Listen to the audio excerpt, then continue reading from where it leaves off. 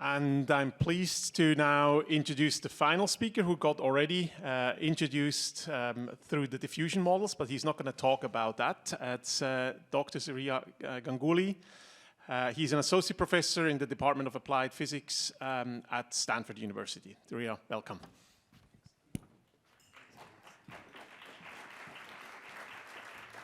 Thanks. Yeah, it's great to be up here. Great to be in Texas. Wonderful to see this incredible academy that's been created, and great to see the history of it. Okay, so I'm going to talk about sort of AI and neuroscience, and especially empowering neuroscience through explainable AI. So if we think about the business of neuroscience, it's an immensely difficult task, right? Here are three examples of brains. The human brain, has 100 billion neurons, give or take, almost 1,000 trillion synapses. It's an incredibly complex network. Experimental neuroscience has made remarkable progress in our ability to record hundreds to thousands of neurons simultaneously through optical imaging. And through optogenetics, we can even control or write in activity patterns, any activity patterns we want, into about 100 neurons. And that's growing over time. So we can read and write to the brain. But that's a lot less than the total number of neurons in the brain. So experimental neuroscience for the foreseeable future will have a significant undersampling problem. Right?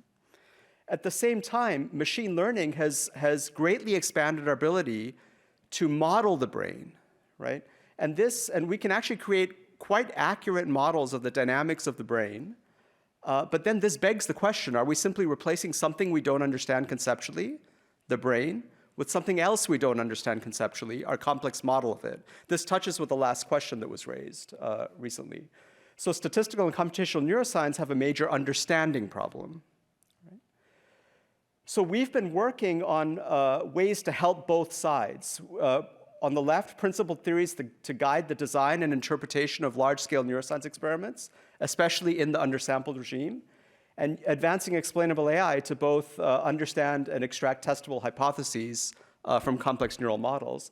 And of course, these are intimately intertwined questions, right? We really need to confront what it means to understand how a nonlinear distributed circuit computes, not only in neuroscience, but also in AI, where explanations are important, especially in applications of AI, for example, to high-stakes situations like law, medicine, and so on.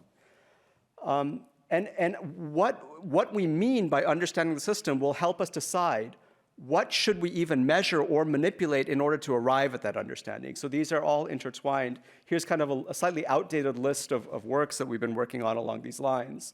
I'm going to focus mostly on the right-hand side in my talk. Actually, we've also done a lot of work just in AI itself. I won't talk about any of that today. But just before I move on, some of the stuff that we've been able to do in the undersampling regime, the key take-home message is that some of the algorithms that the brain implements to solve simple tasks are relatively low-dimensional. And if they're not that if they're relatively low-dimensional, we don't need to record that many neurons, and we don't need to record that many trials to get an accurate algorithmic description of how the brain is solving a certain task. We can see that, for example, in extracting the state-space dynamics. Is there a pointer? Oh, perfect. For example, in extracting the state-space dynamics of the brain, uncovering learning on multiple timescales, understanding how energy and information are coupled to each other through simultaneous measurements of ATP production and neural activity, and so forth. Even understanding how monkeys and machines do one-shot learning of concepts. Okay, so but what will I actually talk about in detail? I'll give you two stories kind of in a little bit more detail. One is an approach to reverse engineering the retina, and we'll find a way to understand one circuit model that simultaneously accounts for about 2 decades worth of experiments on the retina. The retina is the first part of your brain that processes visual information. And the second part, we'll talk about leveraging closed-loop experiments where we can simultaneously record, model, and then write back to the brain in order to actually basically remote control mice. And this is a work that's in collaboration with Carl Dijsselroth at Stanford. So let's jump in. Okay, so the retinal work is done with a fantastic set of students and postdocs. The culmination of this work is this paper in Neuron that just appeared. okay? So what is the retina? The retina is a 3-layered circuit. Sorry, I gotta learn how to use this thing. So the first layer is the photoreceptors, the remarkable cells that can absorb individual quanta of light. So channel rhodopsin can detect a single photon. The reason we know that is because you can detect a flash that consists of only 5 photons. All of those 5 photons are not coming to the same photoreceptor. So in order to detect that, individual photoreceptors have to detect individual photons. That's when things are dark. This signal, this light signal propagates through a network with a hidden layer of bipolar cells and then ganglion cells. Each of you have 1 million ganglion cells, and everything you know about the visual world is coming into your brain through those 1 million nerve fibers. Okay, how do you typically model the retina in neuroscience? You take this big complicated circuit and you replace a model for a single ganglion cell by a single spatiotemporal linear filter times a nonlinearity, and that's supposed to map stimulus, the pattern of light falling on the retina, into the firing of a ganglion cell. This is a pretty good model for low-resolution white noise stimuli, but it's not a good model for complex natural movies, the very movies that sculpted the evolution of the retina. Okay, so up until recently, there wasn't actually a good model of the retinal response to natural movies. We generated the first one, and what we did is we took a big, deep nonlinear neural network with multiple layers. We varied the number of layers, and the best one that worked had these 2 hidden layers compared roughly to what the retina has. And we just trained this model to mimic the retinal response to natural movies. So this is in collaboration with Steve Backus at Stanford. I'm a theorist. I don't do any experiments. I'm incompetent at them. But luckily, I have friends who are really good at experiments, and we collaborate with them on the analysis side. And so he can take the retina, say, of a salamander, put it on a dish, shine light patterns on it, and use a multi-electrode array to record a whole bunch of neural activity patterns. And we just trained this neural network to mimic the salamander retina's transformation from light to electrical activity in the ganglion cell. There's lots of reasons to think this might be a terrible idea. A, it might not work. It might not be able to predict the retinal response. B, even if it can, we won't be able to understand it. And C, it might do it in a different way than the salamander retina does it. Fortunately, all of my fears were actually unfounded, and I'll show you why. So here's an example of how it worked. So the gray is the activity of the actual salamander retina. The orange is the prediction of the state-of-the-art model of the field prior to our work. The purple is the prediction of our model. This is the fraction of explainable variance. You can't explain everything because the retinal response is stochastic. So there's an upper limit on how much you can explain. This is that upper limit, and our model comes quite close to that upper limit. The next 2 best models in the field, linear, nonlinear models, and generalized linear models, didn't come as close. Okay? So it's a good predictive model, but does it do things in the same way that the salamander retina does? Okay? And it actually does. So what we can do is we can, quote unquote, record from the hidden cells in our model, right? And we can compare them in more difficult experiments to recordings of the hidden cells in a salamander retina. Okay, here's the trace of a hidden neuron in the salamander retina. I believe the purple is the actual retina. And the black trace is our model's response. And this is on a different retina, right? Our model was trained on one retina. We recorded from another salamander retina. We found the best matching neuron in our model to that other one, and we found a pretty good match. So the hidden units in our model are similar to the hidden units in the salamander retina, suggesting it may be implementing the same algorithm that the salamander retina is implementing. Okay? But let's go beyond that. So before we could model the retinal response to natural movies, there were about 2 decades worth of experiments where ingenious retinal physiologists designed interesting stimuli to elicit nonlinear responses in the retina. They involved sort of various things like moving bars, moving dots, full field flashes, and gratings, and so forth. And they uncovered all these strange nonlinear responses. I'll go through some of them because they're quite interesting.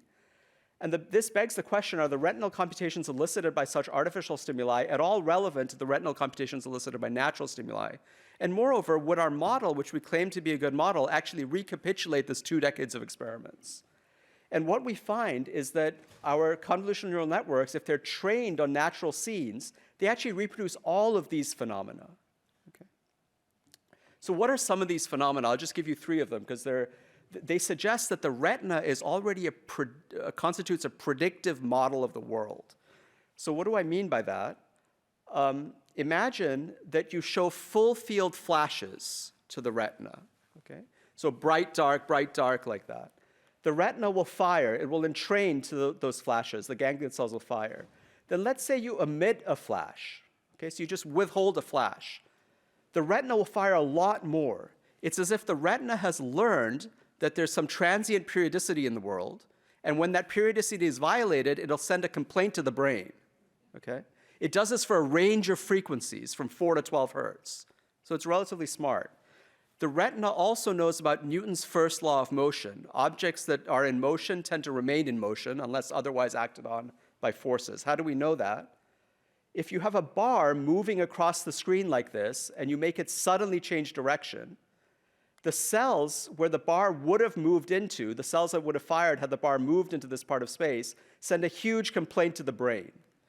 It's as if it's saying, hold on, this bar was supposed to keep moving, it didn't, I better alert the brain. Right?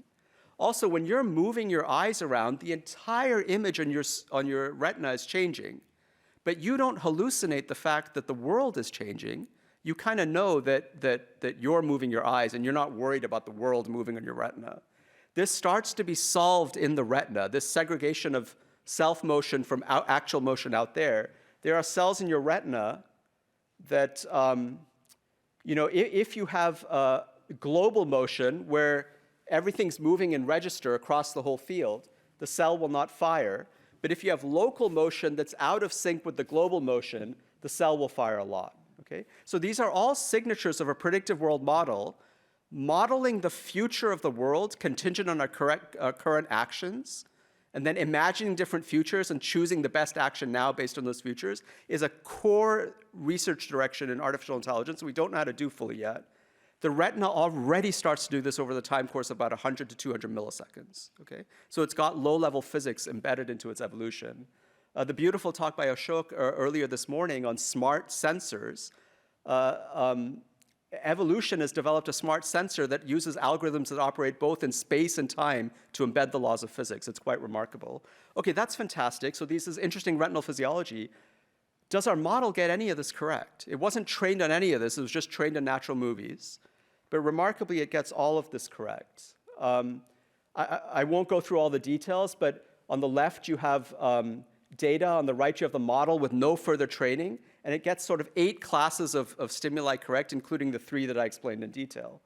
But now this begs a major question, right? This raises deep questions about the nature of explanation, both in neuroscience and machine learning, and I would argue in all of science, right? Once we have an extremely predictive model, and we have qualitative phenomena that we like to understand, like why is a predictive complaint sent to the brain when a prediction is violated? Where does that complaint arise in this complex neural network? How do we figure that out? And furthermore, can we understand that and use it as a way to design new experiments to do on the retina? Because in experimental fields, theorists are often only as good as the predictions that they make, actionable predictions that can actually be carried out in experiments. Okay, so we tried to attack that problem later. So, and to make a long story short, because I don't think there's that many retinal nerds in this, honestly, I'm not a retinal nerd myself. But what we did was we were able to use ideas from explainable AI, or adapt them, to basically trace the causal flow of information from the output of the network back to the input, right? And ask for any particular input, when a particular complaint is generated, which hidden neurons are most important for generating that complaint, or that response in general. And then we were able to carve out subsets of the neural network that were important for different stimuli. And for each of these stimuli that had been studied over 2 decades in previous experiments, the model that we carved out from our complex model to create a simple model was consistent with the favored model in the experimental literature that had much more experimental evidence for that model, except in the case of one, the emitted stimulus response, where there was no previous existing model that could account for why the retina signaled violations of predictivity, violations of periodicity. And we were actually able to come up with a very simple model with 3 hidden units that had particular temporal filtering properties, a bandpass filter that could detect the frequency, a transmission line, and an inhibitory line. And the 3 lines together, the frequency detector, the inhibitory line, and the transmission line, work together to generate the prediction. Okay? So anyway, there's a way to understand it qualitatively. And it makes very precise predictions about what you should see upstream of a retinal ganglion cell that has this periodicity violation detection in it. Okay. So, and this suggests sort of a different way of doing neuroscience, right? Previously, there were kind of 2 decades where people dreamed up stimuli, then worked really hard to figure out what the model for that stimulus response would be. Here, you throw the kitchen sink at the brain. The stimuli was evolved to process natural movies. You throw the kitchen sink of machine learning to get a good predictive model, and then your work begins.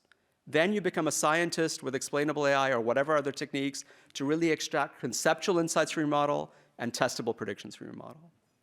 Okay, okay, so let's shift gears to the second part of the talk. Given this new technology of being able to do closed-loop experiments, where we can both read and learn about brain patterns, and then we can write in new patterns, what can we do to obtain scientific insight or maybe clinical control? Okay. So here's the vision that we'd like to implement, right? So again, this is technology developed in Carl Dijkstra's lab at Stanford. So they can record, again, thousands of neurons, right? And they can write in optogenetically patterns into hundreds of neurons, okay? So what might we be able to do with this? Well, you can imagine a dream experiment where you have your mouse doing some task while we can read from and write to the mouse's brain. We can observe neural activity patterns and create a model of that mouse brain area and its role in behavior.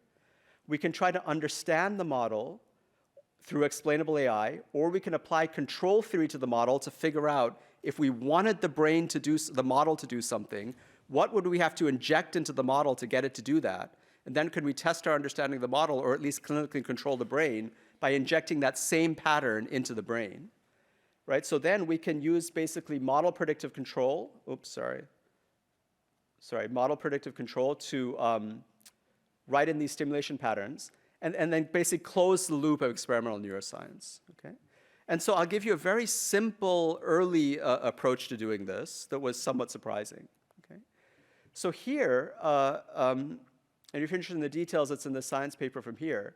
Here, what we were able to do is we were able to, colloquially speaking, make mice hallucinate percepts, okay?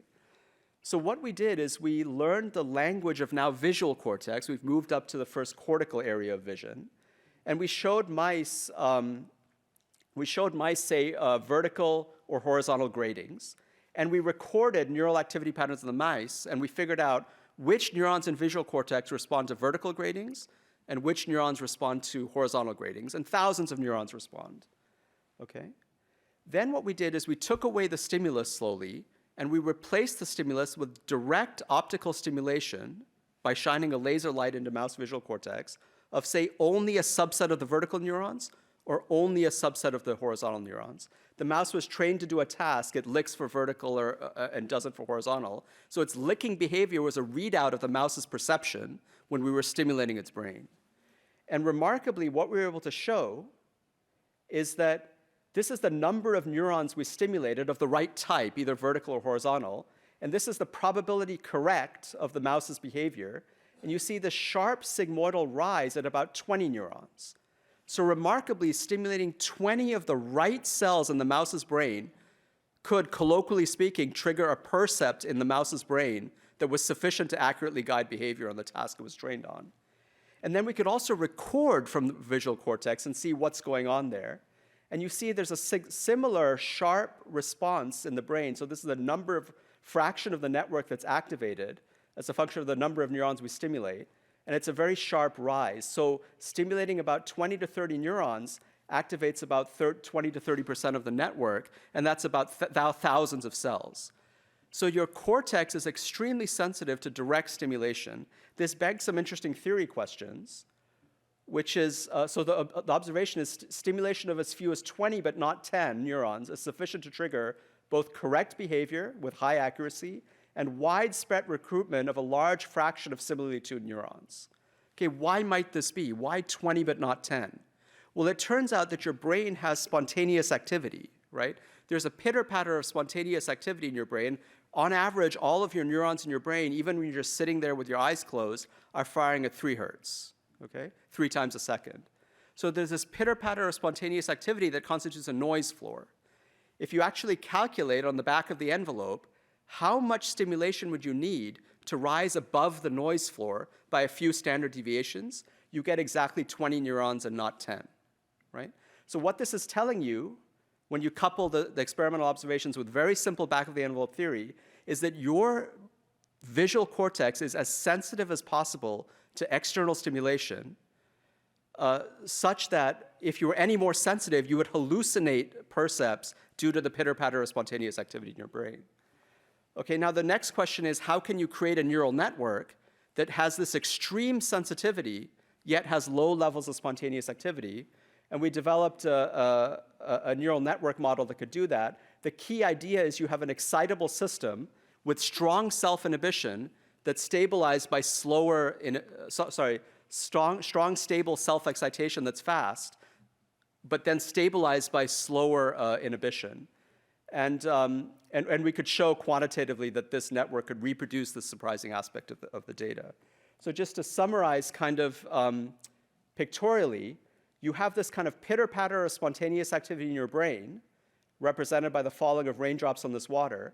And if there's a little external stimulus, say a rock that gets thrown in that creates a slight excitation above this pitter-patter of noise, and it aligns with the language that the brain already knows, right? If you stimulate a random set of cells, this doesn't happen. But if you stimulate the right set of cells that would have co-fired together in response to a stimulus, that little well-tuned rock can create a tsunami of activity in your cortex. Okay, and eventually we'd like to extend this in multiple ways, and we're working on that now, where we can use this read-write technology to learn the language of cortex, design stimulation patterns and modify this language, play back this modified language to the cortex for various reasons, to both learn about the cortex and both to control the cortex for clinical applications. And then we'd like to learn something about how it works by observing its response. Okay, and I believe that's the last slide. And just to summarize kind of the frameworks that we follow when we think about how to impact neuroscience with AI and theory. Thanks.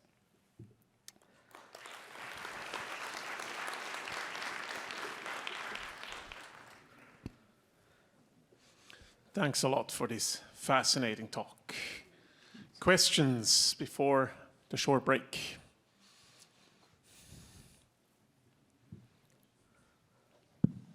Amazing. So you found out that this neural model you built was actually a good model for the retina. Do you have any explanation for why it is so good? Yeah, you know, there's actually really interesting theory done by statistical physicists, back in the 80s and 90s. Like, let's say you have a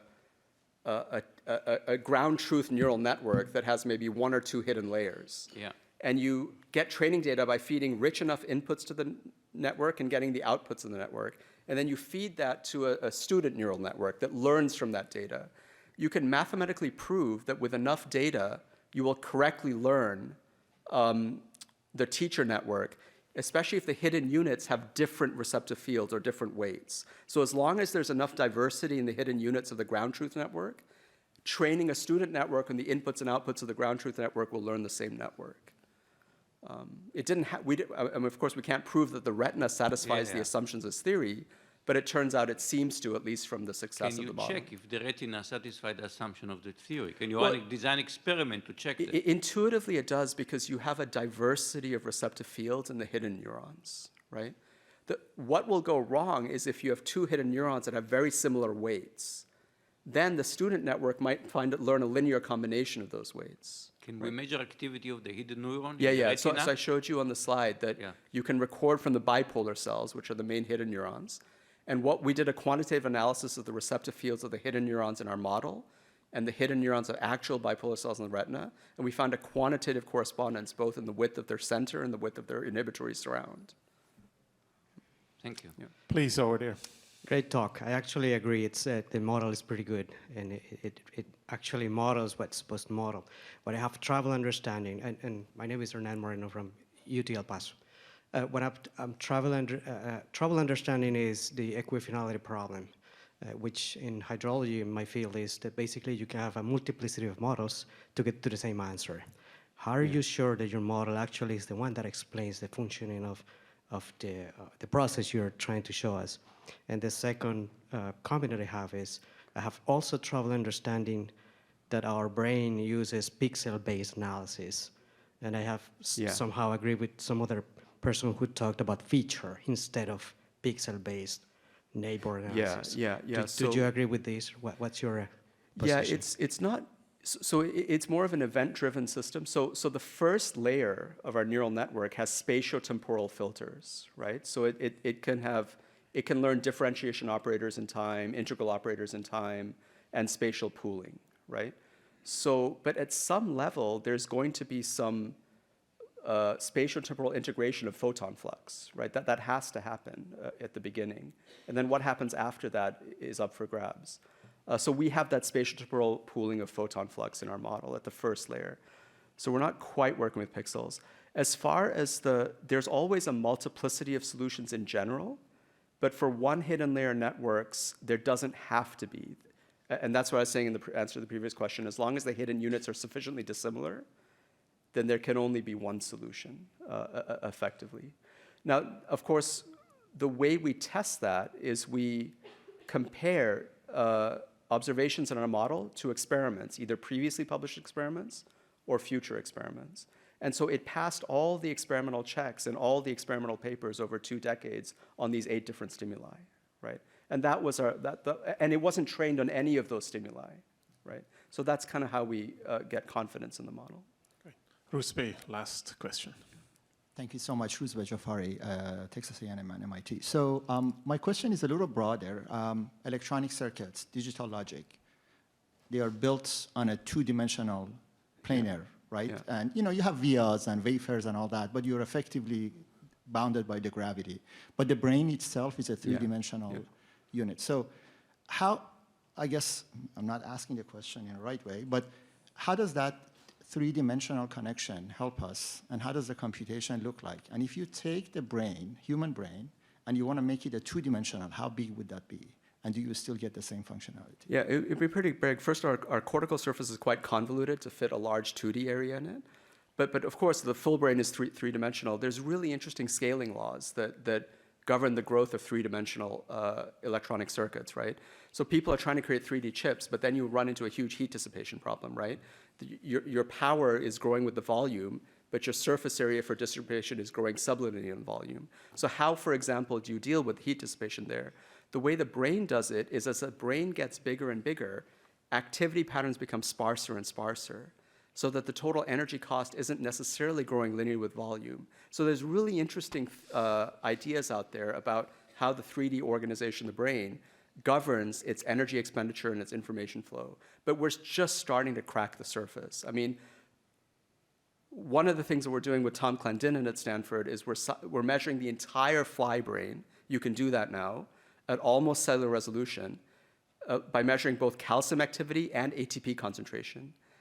And so you can see how does the brain power its neural activity. We found a really beautiful predictive energy allocation hypothesis where if you stimulate a neuron, ATP concentration doesn't go down because you're spending fuel. It actually goes up, and it stays up for about 90 seconds. In the fly, if activity goes up naturally, it tends to stay up for 90 seconds. So this suggests that the brain produces energy locally in 3 dimensions to power predicted future neural activity, given a transient rise in neural activity. So I think there's going to be a lot of really interesting new advances in thinking about the brain, both as an energy distribution network, like a smart energy grid maybe, and an information processing network, and they're tightly coupled. I realize that was a rambling answer to your question, but anyway, that's... Thank you so much. Let's give a hand to all our speakers. All our science speakers, to my knowledge, are around for the rest of the day, so hopefully there will be more interactions.